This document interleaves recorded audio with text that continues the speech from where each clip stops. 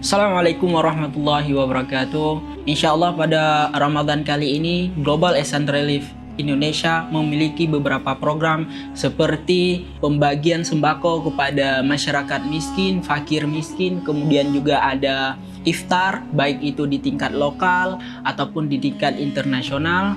Kemudian juga kita ada Eid Gift, yaitu hadiah lebaran kepada anak yatim. Dan juga tentunya di bulan suci Ramadan ini kita akan menggalang dana untuk wakaf Quran. Jadi bagi sahabat ihsan dimanapun Anda berada, mari sisihkan sedikit dari harta kita untuk berinfak, baik itu untuk iftar, untuk sembako, ataupun untuk wakaf Quran melalui Global Ihsan Relief Indonesia. Insya Allah kami dari Global Ihsan Relief Indonesia dan tim siap untuk mendistribusikan setiap dari sedekah atau infak teman-teman kepada penerima sesuai dengan ketentuan syariah yang berlaku.